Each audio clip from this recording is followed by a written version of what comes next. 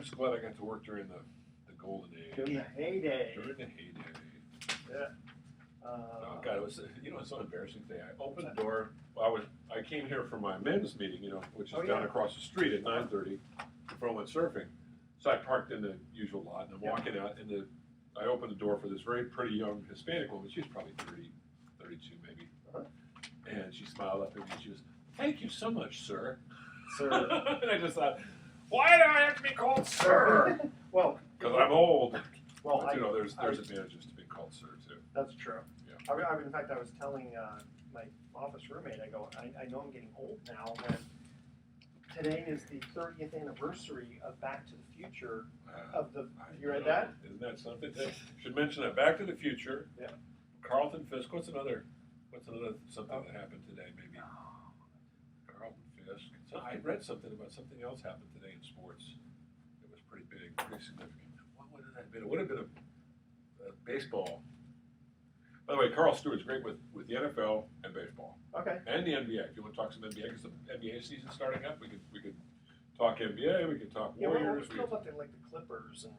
They're talking a little bit about the rivalry with the Warriors and Clippers. That might be kind of fun. Talking smack or something. Yeah, because I mean, if we talk about the playoffs, who knows what might have happened by the time this show airs? Maybe. Sure. I mean, chances are Chicago's not going to come back, and chances are Toronto's not going to come back. So. Again.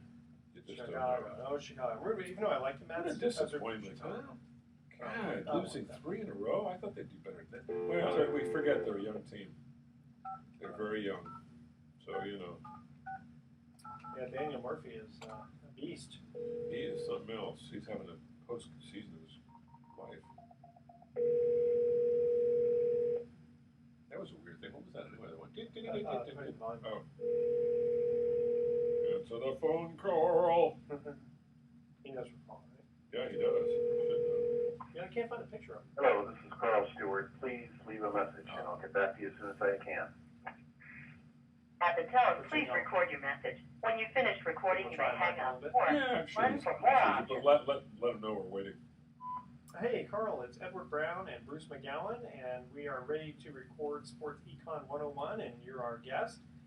We will call you back in just a little bit, and hopefully you'll be there. Okay, thank you. Bye-bye. Blue Jays 1, Kansas City nothing. Okay, that's what it was last time. Bottom of the 5th. You want to hear how the runs scored? Home run. Was that it? Yeah. Was it a home run? Yeah, by was it Donaldson? I can't remember who had it. Looks like the Royals or Blue Jays are threatening. They've got they got 1 out, 2 out, 1 on, so no big deal. Boy, the Blue Jays had 3 hits, 1 run. The Royals have 1 hit and no runs, and we're in the 6th inning. Oh. Yeah, I would like to ask, like Billy Bean, what goes through your mind? How do you feel like when you trade somebody, like Cespedes or Donaldson? They're all performing in the World Series and the playoffs. Yeah. I know. I mean, look at he had Brett, he had Anderson, there was another pitcher, Cespedes, Donaldson, Lowry was in the playoffs. I mean, God. Now the thing is, just being in the playoffs, you can't be judged because of one guy. Yeah. But how is that guy doing? Like Donaldson's having an MVP year. Yeah, he is. Oh, that was a dumb trade. I think it was all based on ego and personality problems. That's the thing. See, we don't know what goes on. Well, you do because when you were there. Yeah. But, as a fan, I'm watching, and I don't know. Like maybe Cespedes is a cancer in the locker room. That was you know what I mean? No, it's like that ruined the team. It really did. I mean, they had the best record in baseball. They were going to probably win the whole thing. The Giants were lucky that they did that because that team was never the same after that.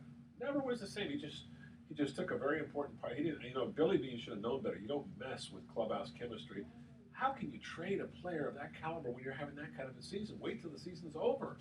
Yeah. I mean, that what was. What did they get for him? God, I'm trying to remember who did they get? They traded him to the. He's been traded so many times now. He's been with the Mets. He's been with the Red Sox. He's been with the. I wonder. You wonder. Was it all money? Well, a lot of it's money. A lot of it's Billy is just trying to. He's trying to. He made so many great deals early on. you know, he'd trade these guys, and hey, we got Donaldson for so-and-so. That turned out to be pretty. Then he trades Donaldson before it's time. Yeah. He used to trade guys right, you know, when they're peak, like Smart. Giambi, you know, Yeah. Tejada. He traded them at their peak, and they had good years Yeah, after good they years. left, Yeah, but they were still, he got the best years out of them, or some of the best years. Hudson, Yeah. another example. Zito, I mean, when they, Yeah. when they Oh, let yeah. Zito go, they didn't lose anything. No. Not until he. Same thing, Hudson. Yeah, it's Yeah. just. So, but then I think he tried to outthink him. Well, I can do that much better, and I think it's ego with him. I think it's they don't need to. I mean, they're not spending that much money to begin with. No. They weren't going to break the bank on Cespedes. They weren't going to break the bank on Donaldson. Yeah. Those guys weren't going to make huge amounts of money right off the bat. But you know, I think Billy just he's following orders. You know, you have so much to work with, and man, my right knee cap is just like it's like has a series of fissures. My left one is like nice and smooth. My right one's all. Oh, I cracked it a couple months ago, and it still hasn't healed completely. It doesn't hurt that much, though. Matter of fact, it hardly hurts at all. It just feels funny. Fell down on a trail. I was running down a trail in the rain up in the mountains, and you know it was like thunder, lightning, and I didn't want to be stuck up there, so I tripped and fell, and I didn't have time to even throw my arms out. I just went like this, and so I scraped these arms, not too bad, but I landed around my knee, and I kind of scraped my chin, but it didn't even hurt because I had my beard. So I got up and I was like, oh, I think I'm okay. And then I reached down, and there was a big gash right there, and it really hurt. And I thought, oh shit, I don't know, that's one part of it, but it didn't come out too. That was the only bad part of it. And do you find that you don't heal quite as quickly?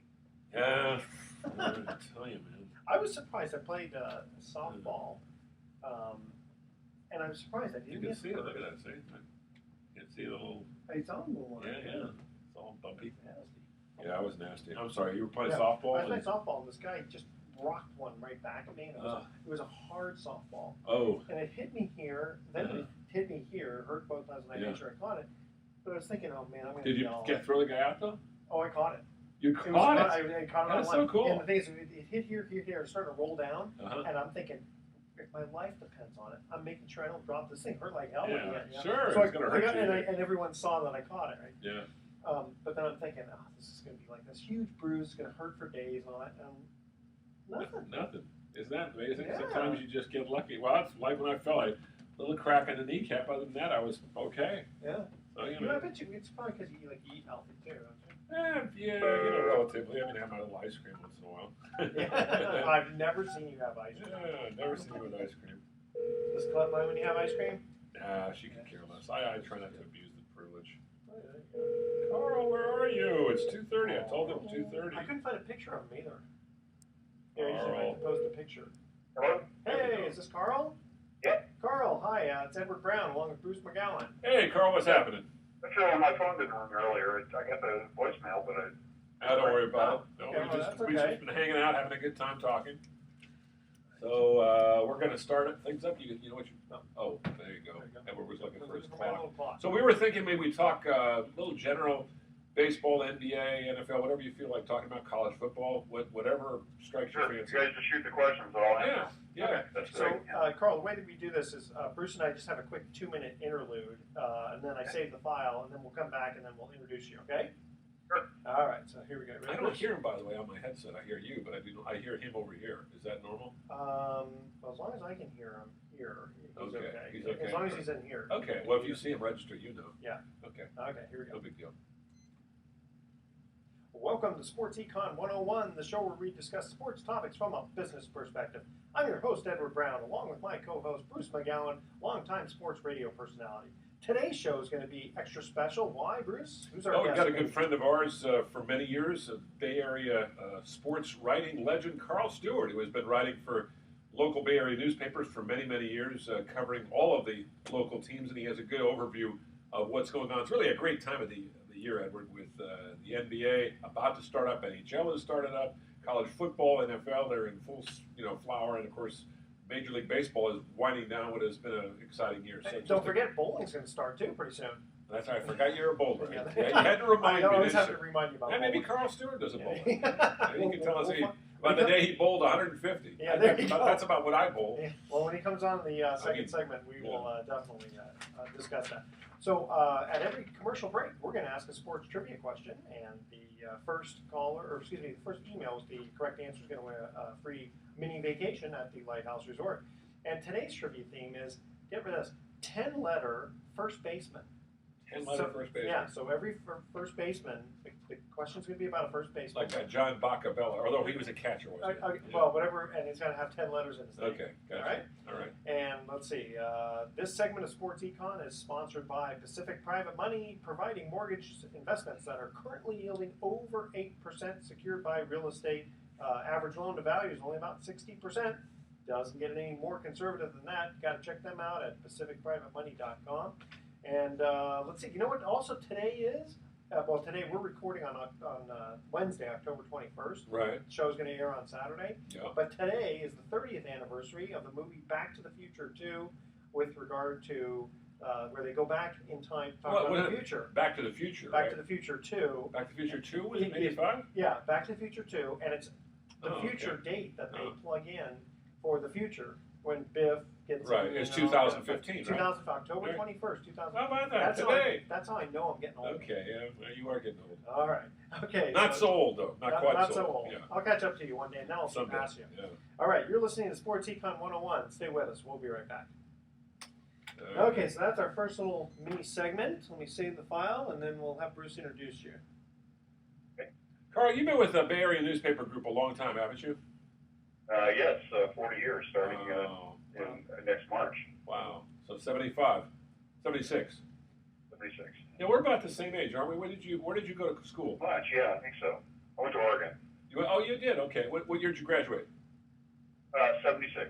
Okay. Yeah, you're a couple years behind me. And Carl, I was looking online for images because we usually like to post a picture on the website. I couldn't find any specific. Yeah, there should be. If you type in my name, Steward. No, I did Steward with a D. Right, yeah. Okay. And there's just like so many pictures. type in my first and last name. They'll come up. You'll get something on Google Yeah, Images. you should Okay. be able to. All right, Bruce will doing that. maybe help me with that. Yeah. All right. I saw was it your son or your daughter posted a nice thing with you and your wife the other day. Right, yeah, it was a picture from Angel Island. Yeah, I thought it was Angel Island. Nice. Yeah. How old? And was it your son or your daughter? My daughter, Oh, yeah, okay. I have two of them. My other daughter posted a picture that was a little less flattering. Daughters like to That's do that. always the case. They like All to right. do that. Here we go.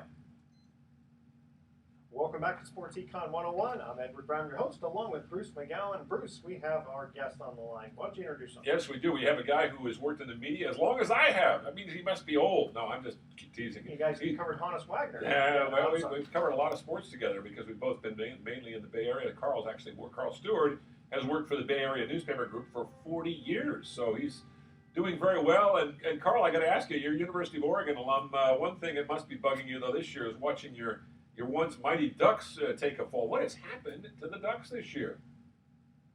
Well, the quarterback went to the NFL. I mean, that was a big part of it. I mean, Mariota was a big part of that team being so successful the last 3 years anyway. You know, and then 2 years ago they lost their coach, Chip Kelly. So they're kind of in I don't know, a transitional phase, I guess, with their new coach. And, you know, they're trying to break in a new quarterback who was a transfer from Eastern Washington. And it's still better than when I went to Oregon back in the early 70s when the teams were going like 2-9. And Norv Turner actually was a quarterback when I was there. Norv Turner was a quarterback. Wow. Yes. Wow. I did not know that. I didn't realize Norv Turner was I knew he was a quarterback in college. I forgot he went to the University of Oregon. Right. And pretty good quarterback. In his own way, right? Well, he couldn't throw, but he could run pretty well. Yeah. And they didn't have any receivers, so just about every play was a Turner on a keeper. Wow. Speaking of Turner, did you ever hear this? Now, you probably, because you do a lot of feature stories, which one thing I really like about Carl's work is some of the feature work he does. Norv Turner, I think, came from a family of about 5, and I believe it was in Antioch or Pittsburgh or one of those little Martinez, okay. And his Went to Alhambra High School. Yeah, and his mom was I think it was a single mom, and I believe she was nearly paralyzed, and she raised these kids, and Norv always talked about her with great respect. I mean, raising right. five. When you ever ask the question, who are the most famous sports figures that come out of Martinez? It's Joe DiMaggio and Norv Turner. Yeah, Norv Turner. But his mom was an amazing woman. I remember he told me the story because we were both, of course, you were covering the Raiders in those days too. I always enjoyed some of these guys. That's the part of our job, I think, Carl. You're in a different area of the media than I am, but that's the part that we enjoy the most is getting to know these athletes and hearing their interesting stories. Like Norv Turner growing up, in a family of 4 or 5, and his mom was a single mom, and she was partly, she was in a wheelchair half the time, but she did an amazing job of it. You love hearing stories like that because there's just so much backdrop, and you understand why people become the way they do. Yeah, absolutely, and that part of the business never changes. I mean, I go back to when I first started covering professional beat in 1978. I covered the Warriors, and I, got to know guys like Bernard King and World 3 pretty well, and you take it all the way up to today, and I met this kid in spring training by the name of Matt Duffy, and I thought he was a pretty nice guy. We had like a 45-minute conversation. He told me everything about himself, and what do you know, the guy becomes, a candidate for Rookie of the Year. I mean, that's the best part of the job is dealing with the people, and we've had some really great people here in the Bay Area to not only write about, but to know a little bit and kind of follow their lives. It's cool when you can talk to them before the egos get in there. When they're Right, nice and young and spry. Yeah. We haven't had too many bad apples.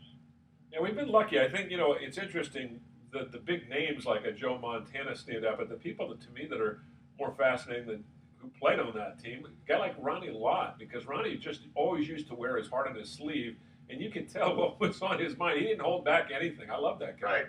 Mm-hmm. What are your memories of working with Ronnie Lott? Because you covered a lot of 49er games. We didn't sit side by side, but we were all those games in the 80s and 90s together. I did, and of all the athletes that I've covered in sports, he's probably in my top 10 because I think he gave. When athletes talk about giving 100%, I truly believed it with Ronnie. I still remember that game against the Rams, the playoff game, where he was, kind of near the end of his career. I mean, he wasn't quite as fast as he was early on, and he was playing free safety, and it looked like the Rams were going to score an easy touchdown. They threw a ball.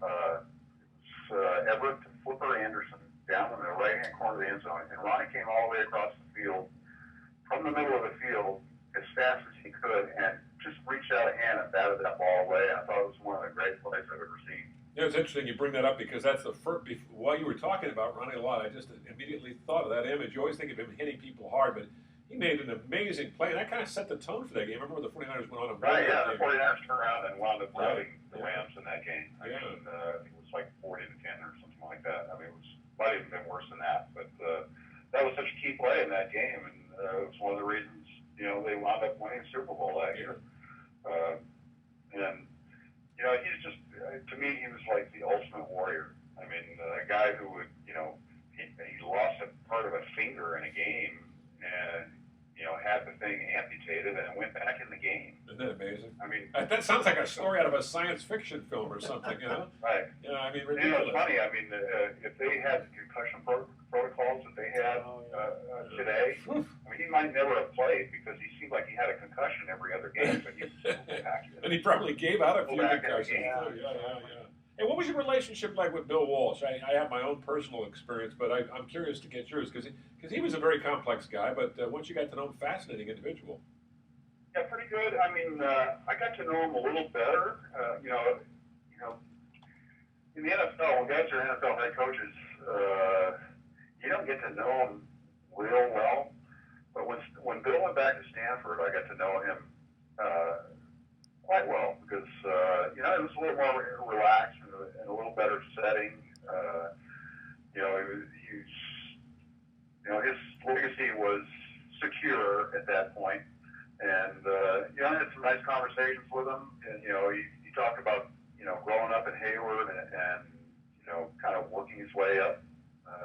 He actually played football at Hayward High. That's right in your backyard, isn't it?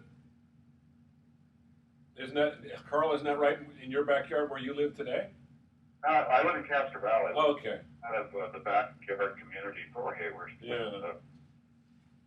But yeah, that's why I think I got to know him the best. I mean, the other times I got to know him is 49ers would take a long East Coast plane ride to, say, New York or Chicago or something like that. The media used to ride on the team plane. Yeah, that's right. And usually after the game when we were flying back, the coach would come back and gather all the media guys, and that it would be kind of a low key session, kind of just chatting about the game, but also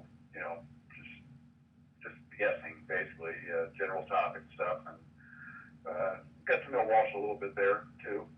And certainly, when he came back to the 49ers, kind of in an advisory capacity, he was always accessible and a really a gentleman and a good guy. Yeah, I always thought that we were lucky to live and cover at a time when the Bay Area was really going through some amazing times in the 1980s with the Giants, the A's.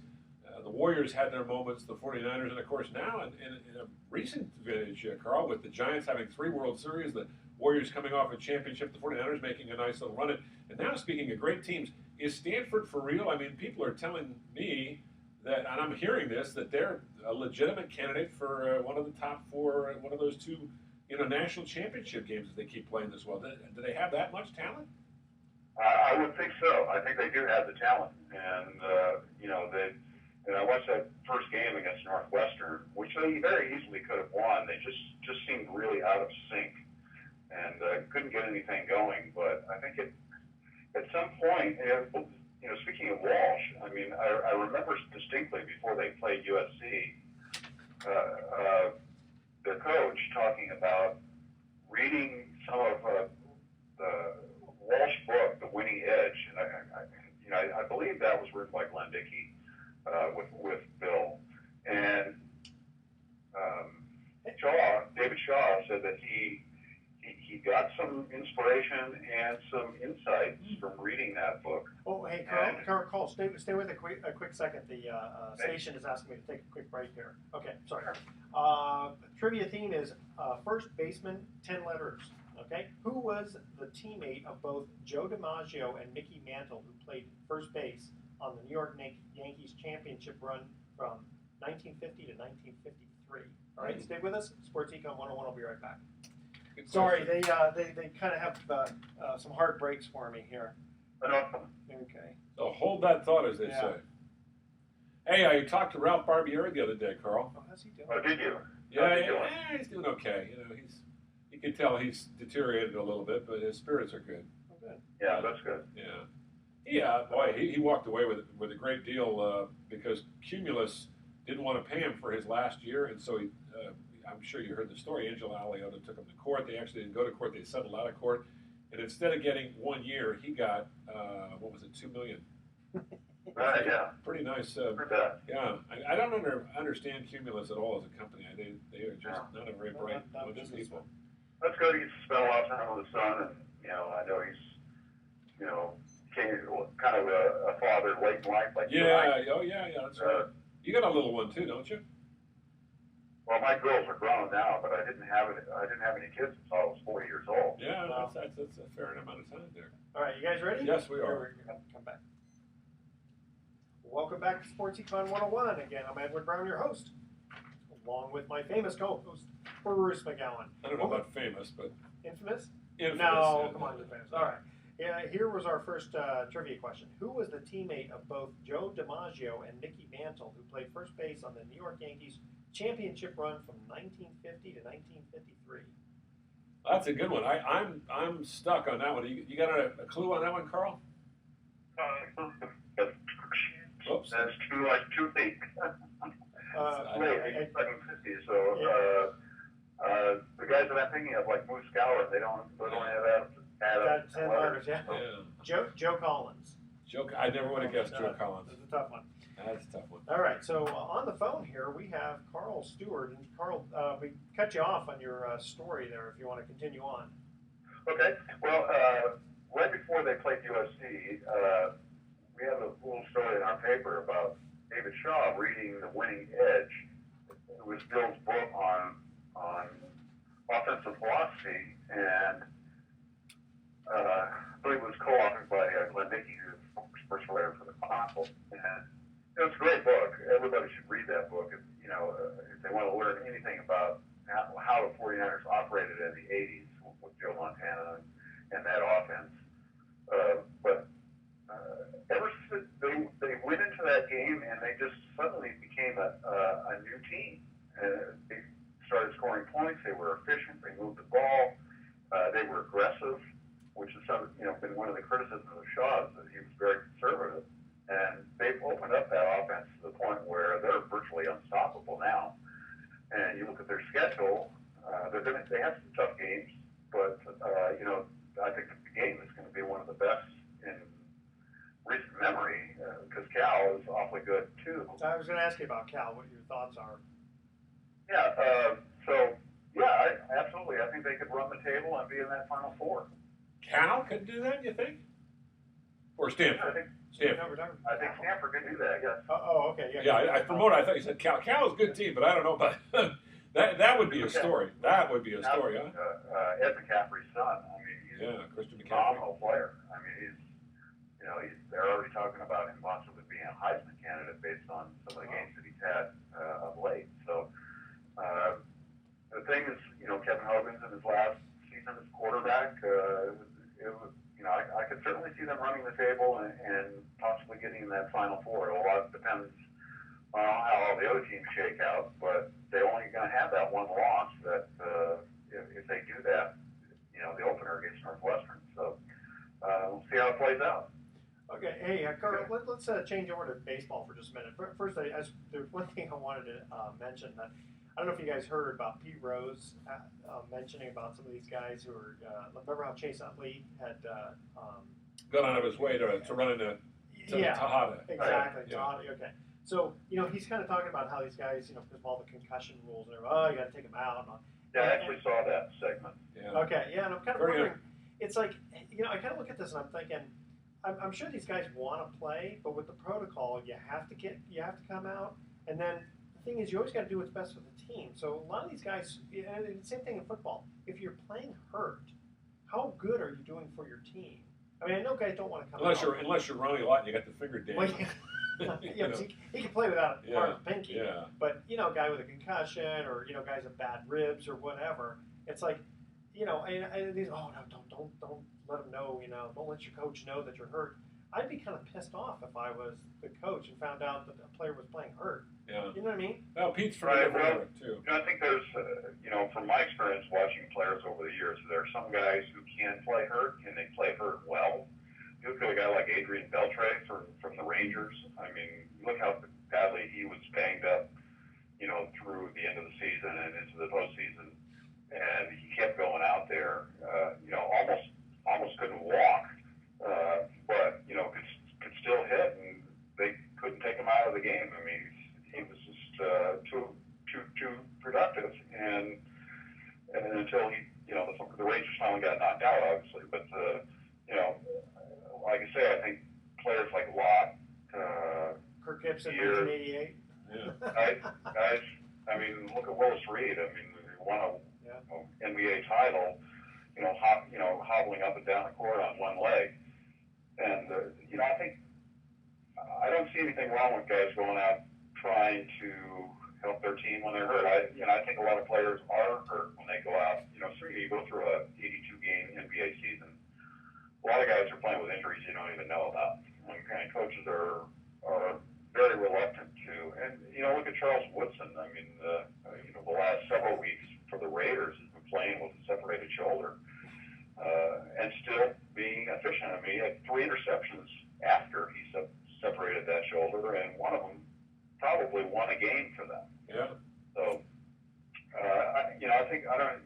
the head is a little different situation. I kind of agree with all the sports protocols on, being very careful with concussions. Sometimes I think they may go a little bit too far, but I think it's good for the games, and it's certainly good in football where you've had some of these guys who later in life have had, issues with brain damage and situations like that. I mean, so certainly with the NFL and probably some of the rougher games like the NHL, it's really important that they stay on top of the concussions. Yeah, they probably ask them, all right, give us all the prime numbers between 1 and 500. If you can name them all, then you can stay in the game. There you go. There you go. Hey, well, we got you on to talking about baseball. What do you think of this possible, as we speak, the National and American League Championship Series haven't been concluded, but it seems almost a fait accompli. It's going to be Kansas City and the Mets, unless the Cubs and, of course, the Blue Jays come back. Do you think there's a lot of national interest in the Mets versus Kansas City? Well, I think there's a lot of interest in any New York team. I mean, the Mets haven't been in there in, almost 30 years now. 86 is the year they won, I believe, against the Red Sox. They got swept by the Yankees, so that nobody even really kind of remembers that. Yeah, the Subway Series. And Kansas City hasn't been. So yeah, I mean, I think there's some interest in the Mets. I mean, particularly if you're a Bay Area sports fan, you're going to tune in because you want to see what Cespedes is doing. I wrote a little thing this morning about Sandy Alderson, who obviously was here in the Bay Area for a long time. And you think about what Sandy has done during his career. He basically was in charge when they built that incredible dynasty in Oakland. A team that was better probably than is given credit for because they only wound up winning one World Series, but they basically dominated that division. They went to 3 straight World Series. They dominated that division for, I believe, about 7 years. And then Sandy leaves and he goes to work for Major League Baseball, and they clean up. He's involved and he cleans up the umpiring a little bit. Got that straightened out a little bit. Got rid of guys like Eric Gregg and some of the guys who weren't really good quality umpires. Wasn't Eric Gregg the one who kept calling strikes for Hernandez? Yeah, it's like one of the worst things. Yeah. And he was famous for calling the Tom Glavine strikes that were like 2 feet out. Yeah, which if you saw, like, again, we're a couple of days late here, but last night's game with the Cubs and the Mets, it was embarrassing the strikes that were being called. Yeah, unfortunately, that happens. And Ted Barrett was behind the plate last night, and he's a very good umpire. Another Hayward guy. There you go. Yeah. Hey, speaking of Bay Area people, this is going back a few years, but I still have this article because this guy always fascinated me. Warren Wells, who was the great receiver with the Raiders from 68 to 70, caught 38 touchdowns, was kind of the Jerry Rice of his time, and then he ran afoul of the law and went to prison for a year and came back and was never quite the same. And I remember you wrote a piece for the paper. This must have been 20 years ago. And Warren wasn't. And Warren wasn't doing too well then. Any update on Warren Wells? Because he moved back to his hometown. He was kind of just getting by on very little. That's an interesting story. I mean, I always felt bad for that guy. Came up last year because Comcast was working on a thing about Warren Wells, and they asked if I could give them a copy of that story. So I dug through all my files and found it and took it back. But I'm not sure if they're going to wind up doing the story or not, but he is still alive. He's living in Houston or Galveston, one of those towns down in Texas, with his family. And do you have any kids, or did he get married ever, or he's just a single guy? I think he's a single guy. He was basically homeless for a while, but his family's been taking care of him. And I'm not sure if he's in assisted living right now or not, but Comcast was having some sort of difficulty getting information beyond what I got. When I did the story in '97, nobody had heard from the guy in years. Yeah, I remember that. A lot of people thought he was dead, that he got killed in prison, or that he just dropped off the face of the earth. And there was a guy in Fremont who put together a baseball card signing show, and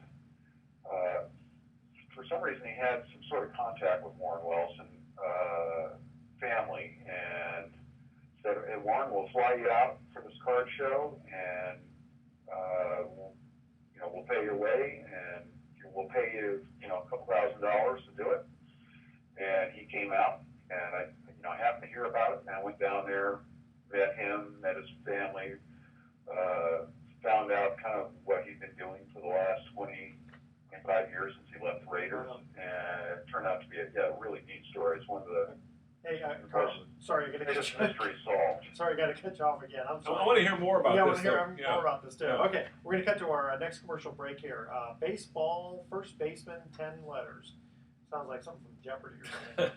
Who was this brother of a future World Series winning manager who played first base for the 1957 Milwaukee Braves? First base for the First Milwaukee base Braves. for the Braves, okay? Okay. So who was the brother of a future World Series winning manager? Stay Oh, with us. that's a good one. Okay, Yeah. we're going to be right back. You're listening to Sports Econ 101. That's Frank Torrey. Very good. Yeah. Frank Torrey, and I think Frank Torrey just died, didn't he, Carl? I think he did. Who's that? Frank Torrey, I think he was doing some scouting for a long time because Joe. Yeah, I think he did a couple years ago. Yeah. Joe's doing pretty well though. I think Joe's in his 70s now. Yeah, he's right-hand man for Rob Manfred. He played for the Cardinals, didn't he? Frank Torrey. Was it? Joe Torrey played for the Braves and Yeah. Cardinals. He was traded for Orlando Yeah. Cepeda, actually. I still have his baseball Pitcher card, for I remember. the Braves and for third baseman for the Cardinals. Hey, Carl, you know what always amazes me is Barry Bloom is still covering baseball. He's been doing this now for, I guess it's about 40 years. Just Right. Yeah, he was. I remember him being around. When in the Bay Area when I started. yeah, he was doing a lot of freelance work. I think he went down to San Diego. I get a kick out of Barry because he's the. Hey Bruce, you know Al McCoy, don't you? Yes, I do. Very nice man. Did you see that thing that Henry Stolen I posted? did. I thought that was really sweet. Yeah, that was nice. Nice. Yeah, because I thought that he would, he was in a state where you could never see again. Yeah, that's a great story. All right. Ready? Okay, Here we yes. go. We have just one more segment here. All right. Okay. Thanks. Welcome back to Sports Econ 101. One more time. I'm Edward Brown, your host, along with Bruce McGowan. We asked the second trivia question about first baseman with 10 letters. Who was the brother of a future World Series winning manager who played first base for the 1957 Milwaukee Braves? And that would be Frank Torrey. Frank Torrey. Yes. Very good. Frank Torrey, we were mentioning this to Carl Steward. He passed away a few years ago. Pretty good ball player, not as good as his brother. And of course, but Frank Torrey worked in scouting, I believe, for many, many years. And Carl Steward, our guest, was talking a little bit about Warren Wells. And I mentioned Warren Wells only because I was intrigued with him as a kid when I was 17, 18 years old. He was a big star with them. LaMonica, the long pass to Wells, and he was just an amazing. But not only could he move so fluidly, but his hands were incredible. Carl, I don't remember if you remember watching this game on TV or back in 1970. They beat the Jets in the snow in New York, and Wells made this catch on the last play of the game. That was just between two defenders. He was, this guy could have been easily a Hall of Famer if he'd just been able to keep his life off the field straight. Well, yeah, I think I did this, when I wrote that story, I did a comparison between him and Jerry Rice for the first 3 or 4 years of their respective careers, and Warren Wells actually had better numbers than Jerry Rice during that time period. Now, obviously, when he got in trouble, he kind of fell off the map very quickly. But, for those first few years, I mean, he was just phenomenal. I mean, in terms of not only the yardage, but touchdown catches. I mean, he had like 14 or 15 touchdown catches in a year in seasons when they didn't used to play 16 games. Yeah, that's right. So yeah, he was a phenomenal player, and it's unfortunate, couldn't keep his life straight to be able to have a longer career. Yeah, very shy, kind of soft-spoken. Did you find him to be that way when he was much older, or was he a little more effusive and a little more easygoing? No, he was. He was pretty shy. In fact, I had a hard time getting him, to talk about it. Fortunately, I had Fred Fortnikoff showed up that day, and a couple other players from those teams. Carl Notes, who was working as a police officer in Oakland, I believe, and they helped me get him open up a little bit, and then he started telling some good stories. Particularly Blitnikoff got him going. They were receiving soulmates, and Freddie's pretty outgoing. So yeah, he got him going to tell some pretty good stories. And there were plenty of good ones. The guy that always cracked me up, and he passed away recently, also was Marv Hubbard, who he was. Did you ever sit down and have him tell some stories? Because he could really spin a tale or two. I did actually have a friend of mine who knew Marv pretty well, and he used to hang out at this bar in Castro Valley called the Waterfall, which is no longer there. But we would go down there fairly frequently, and Marv would pretty much always be there. And I remember him when I first started getting interested in pro football. Marv Hubbard was one of the reasons. I mean, this big guy who just you got the ball and there was no left, no right. It was sort of this Larry Sonko straight up the middle, and just pummeling guys, and running over them. And kind of like a white Marshawn Lynch almost. Yeah, how big? What would you say? Hubbard, 6'2", 6'3", about 240, 230. Yeah, he was a big guy. Yeah. There. Yeah. A lot like Sonko. But boy, what a storyteller. He told me a story once. He said, and I'm not sure how much of this is apocryphal and how much, just exaggeration, but he said, yeah, we're playing Kansas City, you know how the fans hated me, and I look across the line, I see Bobby Bell and Bell Buchanan, and I yell, I'm coming at you!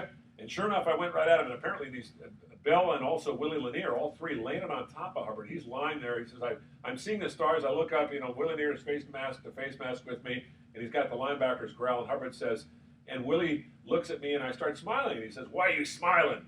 He says, can't you guys hit any harder than that? Especially Buck Buchanan. Yeah, Buck Buchanan and Willie Lanier. So that was Marv. He was a good time. That was a fun team. Carl, we were lucky as kids and young men to be able to watch this team and then later cover this team in our youth in the mid to late 70s. Oh, right. It was incredible. I mean, when you think about all the kind of characters that played, Pete Banaszak and, George Blanda, Bolitnikoff and Kenny Stabler. I mean, those were not all good teams, but they were colorful. I mean, Tim Hendricks and John McKinnon, and I go down the list. Dr. Death. I love how they used to call Skip Thomas Dr. Death, and I never figured out where that came from. I remember him. He was in the backfield with Willie Brown, Jack Tatum, and George Atkinson, which was the Soul Patrol. They were one of the They were one of the first all-black. Yeah. There isn't hardly anybody left from that era other than Willie Brown, who's still there. Yeah, that's right. George Atkinson's around, but George does some TV work. George is a character too, and that guy, he was only about 160 pounds. I remember he used to knock Lynn Swann literally out a couple of times, and I always asked him about that. I said, "Why'd you do that?" He goes, "Well, you have to remember Mel Blount dumped Cliff Branch on his head, so they're not going to get away with that. I'm going to have to, 1 for 1." So that was George. He was kind of from the old school. Yeah, it's weird because Lyle Alzado and Matuzak are gone. They are gone. That's a lot of those Raiders are gone. Jack Tatum. I mean, there's another guy. I mean, there's just so many great players you look back on in that era, and the Al Davis years, or the glory years anyway. I mean, you could just go down a list of Otis Sistrom. Yeah. Otis Sistrom, from the University of Mars. Yeah, and a guy that most people out there would never have heard of, but we knew him quite well because he was Al Davis's right-hand man. Al Locasal, little Al, just passed away last month. What a character he was.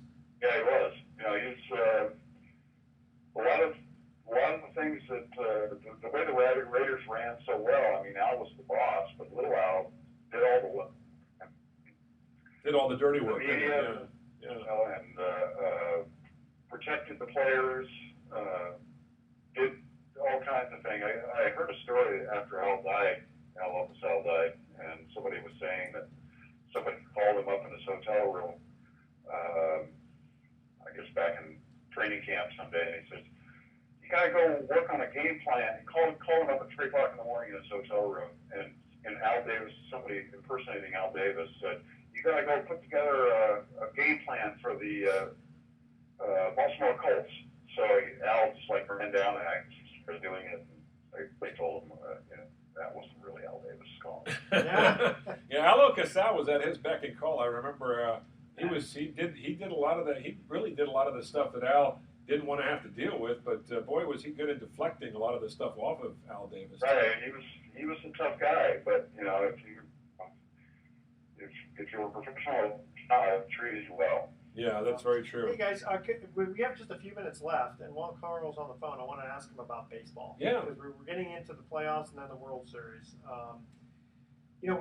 Before we went on, Bruce and I were thinking about Billy Beane. How he's traded Cespedes and Donaldson, and kind of going, and we were kind of thinking, what is he thinking? I know he's got a reputation for building good teams, but gosh, trading these guys before their time is due. What do you? Right. Well, when they made the trade to get Jeff Samardzija, I thought it was a pretty good deal. Even though they gave up quite a bit to get him. I thought that was going to be enough. I mean, they still had Cespedes, they still had Donaldson, and they probably had enough to make a run last year. But when they traded Cespedes for Lester, it killed their offense. Yeah, that's and,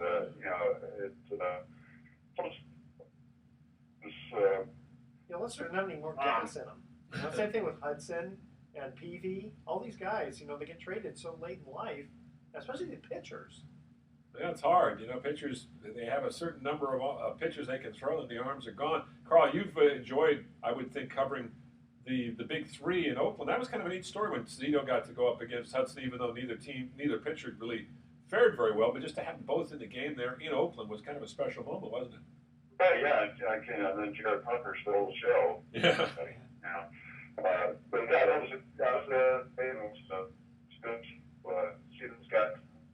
I think we're having some problems with the phone there, Carl. Yeah. But Hey, Carl. We seem to be having problems with the phone. I don't know if it's on our end or your end. I can hear you guys perfectly. oh, now we can hear you. Yeah, now we can hear you. Yeah. Maybe different cell zone or something. Okay. Let's see. Yeah, it's good to see those guys, and they're going to go down as two of the greats in Bay Area sports history. I mean, they have long careers here, and obviously Hudson spent a lot of years in Atlanta, but when those big three were going with Giambi and Tejada and Eric Chavez, those were really fun teams, and I thought that they should have won at least one World Series, the one where Jeremy Giambi didn't slide. They should have won that World Series. Yeah. They had a couple opportunities and it just didn't work out. It's unfortunate, but that's the way it goes in sports, and you would have never believed a couple of those Giants titles, particularly in 2012 when they're down to the Reds, 2-0, and they have to play 3 games in Cincinnati where they've gotten their heads kicked in, all season, and they wound up winning 3 games. The only thing about the Jeremy Giambi non-slide is it's a good highlight for Jeter. Kind of the signature moment of his career, really. It really is. One of the most incredible plays I've ever seen. Yeah, it is. I mean, instinctive plays by an infielder and a great player to make that play. Of course, obviously, if I'm Jeremy Giambi, I probably don't slide because I don't believe they're going to make that. Yeah, I mean, he's folded to this day, but I mean, how many guys would have thought that Jeter had any reasonable chance of even getting the ball to the catcher? See, you know what though? If they were 12-year-old boys, they slide. They slide in when they're not supposed to slide, right? That's true. I thought about that. I played softball and I go, okay, should I slide? And I'm going, no, I'm too old for that stuff. I'm going to get hurt. But when you're a real baseball player, you just have I was never big on sliding. That's why I didn't have much of a baseball career. So. Well, we have a longer career working, talking about it. And writing about it. There you go. That's right. Unless your voice goes or your hand goes, you're okay. Hey, speaking of great plays, what about the play that this kid Owusu made for Stanford the other day? I don't know if some of our viewers saw it, but he reached around. I've never seen anything like. Yeah, he reached around the back of the defender. Better than the guy who pinned the ball against his helmet. Yeah. David Tyree, I think was it. Yeah. This was amazing though. That Chris Owusu has become quite the celebrity now in the blogosphere. Yeah, well, you're not going to see a better, more unusual play than that. This season, I doubt. And that was a phenomenal thing, and that maybe that's an omen that Stanford could possibly win all the rest of their games and get into that Final Four. They had a shot. I just thought when they had Final Four a couple of years ago, when Highball was there, and they had the big tailback. I can't remember his name. It went to Minnesota, but I thought they were the best team in the country. When Andrew Luck was there, I mean, I thought for sure with Andrew Luck they were going to go. That was the year. But that David, Kevin Hogan doesn't look like he could be, a big star at the pro level. But boy, he knows that offense so well. This is his 5th year. He's almost like a pro player out there in some respects. Yeah, he might get a look. Yeah, he's a very good game manager. He's got a decent arm. He can run a little bit. So we'll see. I mean, he might get a shot. Yeah. NFL roster. Okay. Hey, Carl, thank you so much for joining us on Sports Econ 101. We'll have to have you back. Talk some more baseball, football, and anything else going around. Well, thanks for having me. Okay, thanks again. Great talking to you, Carl. That's Carl Steward, and we'll run into him from time to time at Warrior games, at Raider games, 49er games, Giant games. He's there. So he's been doing it for a long time. Actually, I didn't want to mention this when Carl was on with us, but Carl and I, we've known each other. We haven't been like bosom buddies. I think we just are good acquaintances. One time I was sitting next to him in the press box. Tell me that story. Okay, I you will. have to tell me the story. When you're Okay. back. Okay, here's our third final trivia question. Who was the first baseman who played for the 1997 and 2003 Florida Marlins? Say that again.